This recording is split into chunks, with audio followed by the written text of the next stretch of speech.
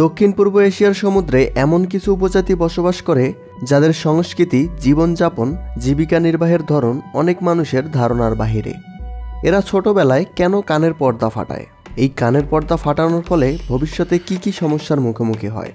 এই ডকুমেন্টারিতে আমরা তাদের সংস্কৃতির সবচেয়ে আকর্ষণীয় দিকগুলি এবং তাদের ঐতিহাসিক পটভূমি, দৈনিক জীবনযাপন, সাংস্কৃতিক বিশ্বাস, সামাজিক কাঠামো, বিয়ের আজব রীতি, চিকিৎসা ব্যবস্থা এবং অতিথি আপ্যায়ন সম্বন্ধে জানব।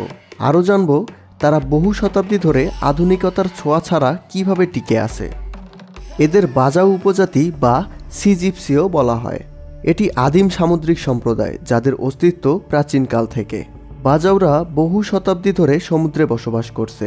তাদের ইতিহাস জলের মতোই তরল।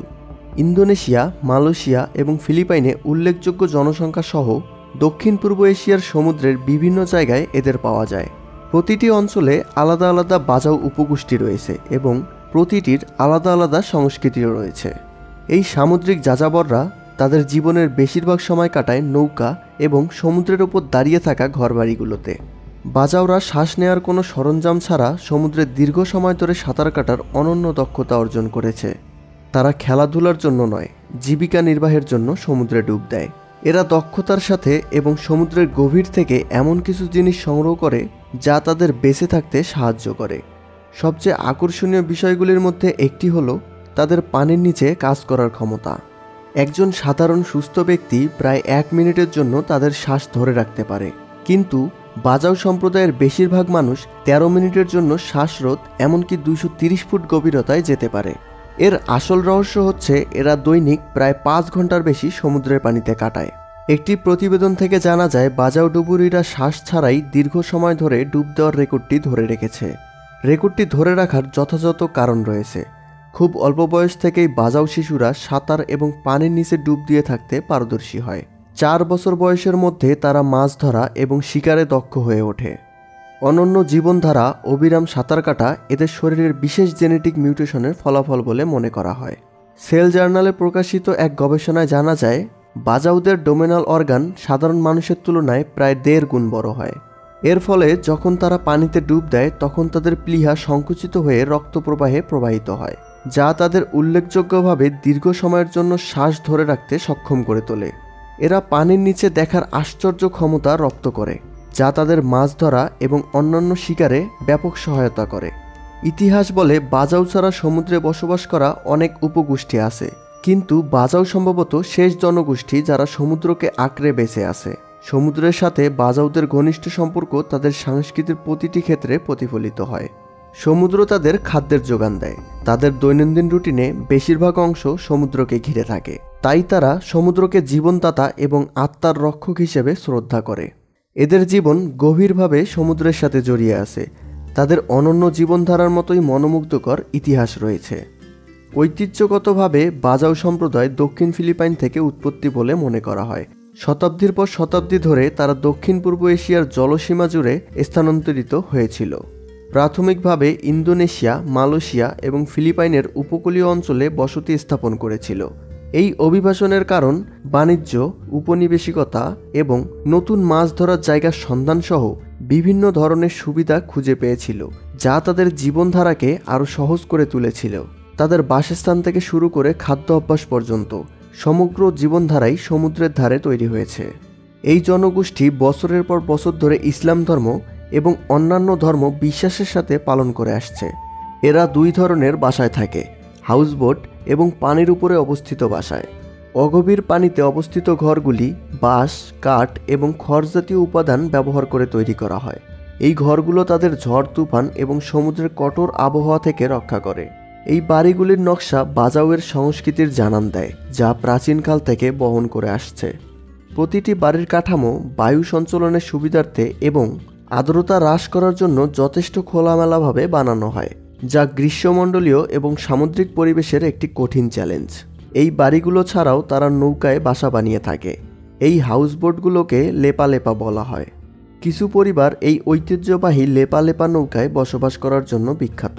এই ভাসমান আবাসগুলি কেবল আশ্রয়ের কাঠামো নয়, বরং বাজাওয়ের জীবনযাত্রার কেন্দ্রবিন্দু, যা সমুদ্র উপগোষ্ঠী হিসেবে তাদের পরিচয় বহন করে এবং জলের সাথে তাদের গভীর সংযোগকে ইঙ্গিত করে। লেপা লেপা নৌকাগুলি সমুদ্রের যে কোনো প্রতিকূল পরিবেশে টিকে থাকার জন্য ডিজাইন করা হয়। বন থেকে কাঠ সংগ্রহ করে নিজেরাই এই নৌকাগুলো তৈরি করে। এই নৌকাগুলির কাঠামো এমনভাবে বানানো হয় যাতে সহজে মেরামত এবং রক্ষণাবেক্ষণ করা যায়। এই নৌকাগুলোর ভেতরে খুব বেশি জায়গা থাকে না, যতটুকু প্রয়োজন শুধু ততটুকু জায়গা অনুযায়ী এই নৌকাগুলো তৈরি করা হয়। যেমন ঘুমানোর জন্য, রান্না করার জন্য এবং কিছু জিনিসপত্র রাখার জন্য যতটুকু জায়গা প্রয়োজন ঠিক ততটুকু জায়গা এই নৌকায় থাকে। এর কারণে বসবাসের স্থানগুলো খুব সংক্ষিপ্ত হয়, যেগুলো কখনো কখনো অসুবিধার কারণ হয়ে দাঁড়ায়। পরিবারগুলি এই নৌকাগুলোতে তাদের দিন কাটায়। বাচ্চারা খুব অল্প বয়সেই সাঁতার ও মাছ ধরা শেখে। তাদের বেঁচে থাকার জন্য এবং জীবনযাপনের জন্য প্রয়োজনীয় দক্ষতা অর্জন করে। এদের বাড়িঘরগুলি পাশাপাশি বা একত্রে তৈরি করার চেষ্টা করে এবং সবগুলো এক একটি রাস্তার সাথে সংযুক্ত করা থাকে। এর ফলে প্রতিবেশীরা সবসময় নাগালের মধ্যে থাকে, যা সম্প্রদায়টির মানুষের মাঝে আন্তরিকতা বাড়িয়ে তোলে। প্রাপ্তবয়স্করা যখন তাদের দৈনন্দিন কাজে ব্যস্ত থাকে তখন এই সম্প্রদায়ের শিশুরা নৌকা বা তাদের ভাসমান বাড়িগুলোতে খেলা করে। ভাসমান নৌকাগুলোতে থাকার আরেকটি অন্যতম কারণ হলো সমুদ্রে কোনো দুর্যোগের কারণে বাড়িঘর ভেঙে গেলে খুব সহজেই এক জায়গা থেকে অন্য জায়গায় যাওয়া যায়, যেখানে গিয়ে নতুন বাড়ি বানানোর প্রয়োজন হয় না। এরা কোথাও স্থায়ীভাবে বসবাস করে না। আবহাওয়ার পরিবর্তন এবং মাছ ধরার ঋতু অনুযায়ী সমুদ্রের বিভিন্ন তীরে এরা বসতবাড়ি গঠন করে। যখন তাদের স্থানান্তরের প্রয়োজন হয় তখন এই সম্প্রদায়টির মানুষ একত্রে মিলেমিশে একজন আরেকজনের সাহায্য করে। তাদের বাড়িগুলি ভাসমান ক্রমাগত প্রাকৃতিক সংস্পর্শে থাকে। নিয়মিত রক্ষণাবেক্ষণের প্রয়োজন হয় এবং কখনো কখনো সম্পূর্ণ পুনর্গঠন করা হয়। তাদের জীবনের এই দিকটি কেবল তাদের স্থিতিস্থাপকতাই নয়, সুতার কাজ এবং নৌকা তৈরিতে তাদের ব্যতিক্রমী দক্ষতাও তুলে ধরে, যা প্রজন্মের পর প্রজন্ম ধরে চলে আসছে। অগভীর জলে নোঙ্গর করা তাদের বাড়িঘরগুলো সামুদ্রিক শিকারীদের হাত থেকে সুরক্ষা এবং তাদের জীবিকার প্রাথমিক উৎস। সমুদ্রে সহজেই নেমে শিকার করতেও সাহায্য করে এই বাড়িঘরগুলি। একইভাবে তাদের নৌকাগুলি কেবল বাড়িঘর নয়, বরং বেঁচে থাকার জন্য গুরুত্বপূর্ণ হাতিয়ার, যা তাদের বিভিন্ন মাছ ধরার এলাকায় ভ্রমণ করতে, ব্যবসা করতে এবং তাদের বেঁচে থাকতে সাহায্য করে। এদের ঐতিহ্য, পারিবারিক ও সামাজিক কাঠামো, ভূমিকা এবং সাম্প্রদায়িক বন্ধন দ্বারা বোনা, যা তাদের অনন্য সংস্কৃতি এবং জীবনধারাকে প্রতিফলিত করে। এই কাঠামোর কেন্দ্রবিন্দুতে রয়েছে পারিবারিক একতা, যা শুধু একটি সামাজিক ব্যবস্থাপনা নয়, বরং তাদের সম্প্রদায় এবং বেঁচে থাকার ভিত্তি। বাজাও পরিবারগুলি সাধারণত একাধিক প্রজন্ম প্রায় এক ছাদের নিচে বা কাছাকাছি বসবাস করে। এর ফলে তাদের আত্মীয়তা এবং যে কোনো পরিস্থিতিতে কাঁধে কাঁধ মিলিয়ে চলতে সাহায্য করে। সাধারণত পুরুষদের দৈনন্দিন দায়িত্ব হচ্ছে মাছ ধরা, নৌকা ও বাড়িঘর নির্মাণ করা। এরা এগুলোতে খুব পারদর্শী হয়ে থাকে, আর এই দক্ষতা চলে আসে তাদের পূর্বপুরুষ বা তাদের বাবার কাছ থেকে। এরা প্রজন্মের পর প্রজন্ম ধরে এই দক্ষতাগুলি তৈরি করেছে। এমনকি কেউ কেউ তাদের ডুবে থাকার দক্ষতা বাড়ানোর জন্য তাদের কানের পর্দা ফাটিয়ে ফেলেছে, যা তাদের গভীর সমুদ্রে শক্তিশালী স্রোত এবং চাপকে আরও ভালোভাবে সহ্য করতে সহায়তা করে। কানের পর্দা ফাটার কারণে এদের বয়স হয়ে গেলে কানে খুব কম শুনতে পায়, যা শেষ বয়সে অনেক অসুবিধার কারণ হয়ে দাঁড়ায়। আর মহিলাদের দৈনন্দিন দায়িত্ব হচ্ছে বাড়িঘরের কাজ করা, বাচ্চাদের যত্ন নেওয়া এবং রান্না করা। বাজাও সম্প্রদায়ের শিশুদের লালন পালন একটি সাম্প্রদায়িক দায়িত্ব। অল্প বয়স থেকেই বাচ্চাদের সাঁতার কাটা শেখাতে মায়ের ভূমিকা ব্যাপক। বিনোদন এবং সাম্প্রদায়িক কার্যকলাপ বাজাও সমাজের প্রাণ। ধর্মীয় অনুষ্ঠান, বিবাহ বা সাম্প্রদায়িক মাছ ধরার অভিযান, এদের সবগুলো অনুষ্ঠান প্রাণবন্ত এবং এরা মন থেকে এগুলো করে থাকে। সঙ্গীত, নৃত্য এবং গল্প বলা এই অনুষ্ঠানগুলির মূল অংশ। বাজাও সম্প্রদায়ের অনুষ্ঠানগুলির মধ্যে বিবাহ একটি উল্লেখযোগ্য ঘটনা। বাজাও বিবাহ প্রথার সবচেয়ে উল্লেখযোগ্য দিকগুলির মধ্যে একটি হল বিস্তৃত বিবাহ প্রক্রিয়া। ঐতিহ্যগতভাবে পারিবারিক এবং রীতিনীতি মেনে এদের বিবাহ সম্পাদন করা হয়। যুবকরা কারুশিল্প এবং নৌকা তৈরিতে দক্ষ, তাই তাদের দক্ষতার উপর নির্ভর করে তাদের জীবনসঙ্গী নির্বাচিত হয়। বিয়ের অনুষ্ঠান প্রাণবন্ত এবং সাম্প্রদায়িক ব্যাপার। এটি সাধারণত ম্যাপাসি নামে এক ধরনের রীতি দিয়ে শুরু হয়।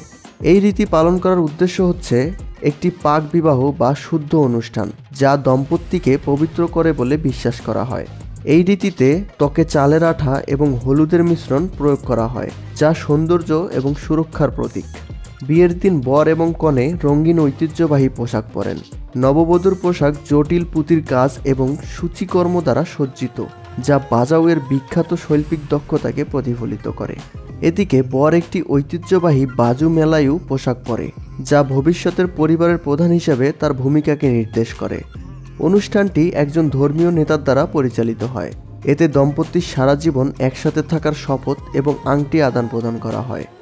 এরপরে মানজালাং পাশাঙ্গন সহ বেশ কয়েকটি আচার অনুষ্ঠান পালন করা হয়, যেখানে দম্পতি একসাথে বসে আর বড়রা আশীর্বাদ এবং পরামর্শ দেয়। এই বিয়ের অনুষ্ঠানে নির্দিষ্ট কয়েকটি পরিবার নয়, বরং পুরো সম্প্রদায় জড়িত থাকে। সবাই এই বিয়েতে একত্রিত হয়ে উৎসবটি উদযাপন করে, যা তাদের মাঝে সমাজের সামাজিক কাঠামো বজায় রাখতে গুরুত্বপূর্ণ ভূমিকা পালন করে। মাছ এবং অন্যান্য সামুদ্রিক প্রাণী তাদের খাবারের মূল ভিত্তি। এদের খাবার খুব সুস্বাদু এবং রান্না করাও খুব সহজ, কারণ বেশিরভাগ সময় পুড়িয়ে, সিদ্ধ করে অথবা ভেজে খায়। এরা নিজেদের তৈরি ভেষজ মশলা ব্যবহার করে থাকে, যা তাদের পরিবেশে খুব সহজেই পাওয়া যায়। যদিও ভাত এদের প্রধান খাবার নয়, কিন্তু সামুদ্রিক মাছ বা সমুদ্রের অন্যান্য প্রাণী রান্না করলে তারা ভাতের সাথে খেয়ে থাকে। এদের জীবনযাত্রায় ব্যবসা একটি গুরুত্বপূর্ণ ভূমিকা পালন করে। সমুদ্র থেকে যা শিকার করে তার কিছু অংশ তাদের খাবার হিসেবে রেখে বাকি অংশ বিক্রি করে দেয়। এই বিক্রির টাকা দিয়ে তাদের দৈনন্দিন জিনিসপত্র, চাল, শাকসবজি এবং নৌকা বা বাড়িঘর মেরামতের কাজে ব্যবহার করে। এদের আরও একটি বিশেষ উৎসব পালন হয়, যেখানে ছোটদের গল্প শোনানো হয়। এই গল্পগুলোর মাধ্যমে বাজাউ সম্প্রদায়ের অতীত ইতিহাস তুলে ধরা হয়, যেখানে তাদের জ্ঞান বৃদ্ধির জন্য সামুদ্রিক প্রাণী সম্পর্কে এবং তাদের পূর্বপুরুষদের শিকার করার ধরন এবং কিভাবে প্রতিকূল পরিবেশে বেঁচে থাকতে হয় এগুলো শেখানো হয়। এই সম্প্রদায়ের মানুষদের আরেকটি বিশেষ গুণ থাকে, এরা সমুদ্রকে খুব সহজেই বুঝতে পারে। কোনো প্রকার আধুনিক সরঞ্জাম ছাড়াই সমুদ্রের পানির রং এবং বাতাসের প্রবাহের দিক বিবেচনা করে তারা নির্ভুলভাবে আবহাওয়া বলে দিতে পারে। এই জ্ঞান অর্জন করতে তাদের বিশেষ কোনো শিক্ষার প্রয়োজন হয় না। ছোট থেকে বড় হওয়ার সাথে সাথে এগুলো আয়ত্তে চলে আসে, কারণ তাদের প্রতিনিয়ত সমুদ্রের প্রতিকূল পরিবেশের সাথে চ্যালেঞ্জের মুখোমুখি হতে হয়। তারা যদি আবহাওয়া বুঝতে না পারে, তাহলে তাদের জীবিকা নির্বাহ এবং বাড়িঘর সবকিছুই হুমকির মুখে পড়ে যাবে। এর কারণ তারা সমুদ্রে বাস করে, সমুদ্র থেকেই খাবারের যোগান পায়। তাই সমুদ্রে টিকে থাকতে তাদের আবহাওয়ার দিকে বিশেষ নজর রাখতে হয়। এদের চিকিৎসা ব্যবস্থায় আধুনিকতার ছোঁয়া নেই। এরা প্রাকৃতিকভাবে রোগের প্রতিকার এবং ভেষজ চিকিৎসার উপর নির্ভর করে। এই ভেষজ চিকিৎসা ঐতিহ্যগতভাবে প্রজন্মের পর প্রজন্ম ধরে চলে আসছে। যারা চিকিৎসা করে তারা এই জ্ঞান বংশ পরম্পরায় পেয়ে থাকে। এই চিকিৎসার উপকরণ বিভিন্ন গাছপালা এবং সমুদ্র থেকে সংগ্রহ করা হয়। উদাহরণস্বরূপ, ক্ষত এবং সংক্রমণ চিকিৎসার জন্য নির্দিষ্ট ধরনের সামুদ্রিক শৈবাল এবং সামুদ্রিক গাছপালার ব্যবহার করে। দ্বীপ বা উপকূলীয় অঞ্চলে পাওয়া যায় বিভিন্ন ভেষজ মাথা ব্যথা ও পেট ব্যথার সমস্যাগুলির মতো সাধারণ অসুস্থতার জন্য ব্যবহৃত হয়। কখনো কখনো গুরুতর রোগ হলে এই ভেষজগুলো কাজ করে না, আর যদি কারো ক্ষেত্রে কাজ করে তাহলে সেই চিকিৎসককে অনেক সম্মানের চোখে দেখা হয়, তাকে বিশাল জ্ঞানের অধিকারী মনে করা হয়। এরা বেশিরভাগ সময় আধুনিক চিকিৎসা থেকে বঞ্চিত হয়, কারণ আধুনিক চিকিৎসা নিতে এদের অনেক সমস্যার সম্মুখীন হতে হয়। তার মধ্যে একটি কারণ হলো আর্থিক সংকট, আরেকটি হচ্ছে হাসপাতাল বা ক্লিনিকগুলো সাধারণত তাদের উপকূলীয় অঞ্চল থেকে অনেক দূরে অবস্থিত, যেখানে পৌঁছানো অনেক বিপজ্জনক এবং মাঝে মাঝে অনেক বিপজ্জনক জায়গা পাড়ি দিয়ে সেখানে পৌঁছাতে হয়। বহুকাল ধরে এই সম্প্রদায়ের জীবনধারা এবং অনন্য সাংস্কৃতিক আচার অনুষ্ঠান ভ্রমণকারী বা ট্যুরিস্টদের জন্য মুগ্ধতার উৎস। ভ্রমণকারীদের সাথে আন্তরিকতা একটি নতুন মাত্রা এনেছে। তাদের অনন্য জীবনধারার মোহনীয়তা এবং তাদের সামুদ্রিক পরিবেশের আদিম সৌন্দর্য বিশ্বজুড়ে ভ্রমণকারীদের আকৃষ্ট করছে। প্রামাণিক সাংস্কৃতিক অভিজ্ঞতার সন্ধানকারী পর্যটকরা প্রায়ই বাজাউ সম্প্রদায়গুলিতে তাদের জীবনযাত্রা সম্পর্কে জানতে, তাদের ঐতিহ্যবাহী খাবারের স্বাদ নিতে এবং তাদের মনোমুগ্ধকর নাচ ও সঙ্গীত শুনতে ছুটে আসে। বাজাউরা সাধারণত অনেক উৎসাহের সাথে ভ্রমণকারীদের স্বাগত জানায়। তারা তাদের নৌকা তৈরির দক্ষতা, মাছ ধরার কৌশল, কারুশিল্প এবং সংস্কৃতি গর্বের সাথে পর্যটকদের উপস্থাপন করে। সমুদ্রের উপর বানানো বাড়িগুলোতে পর্যটকদের থাকার আমন্ত্রণ জানানো হয়, যা পর্যটকদের উপগোষ্ঠীদের আরও ভালোভাবে জানার এক অনন্য সুযোগ দান করে।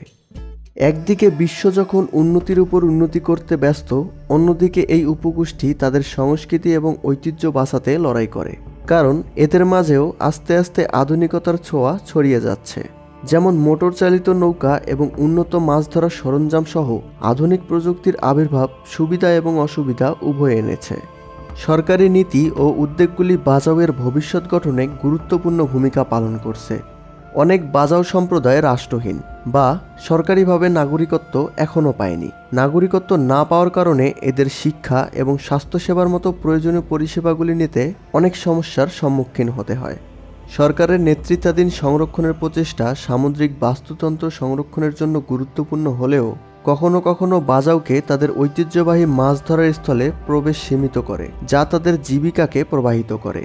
এর কারণে এই সম্প্রদায়ের কিছু মানুষ কিছু আধুনিক সুযোগ সুবিধা গ্রহণ করা এবং উপকূলীয় শহরে বসতি স্থাপন করে জীবনযাত্রা চালিয়ে যাচ্ছে, আর বাকিরা তাদের ঐতিহ্য এবং সংস্কৃতি বাঁচাতে সমুদ্রে যুদ্ধ করছে।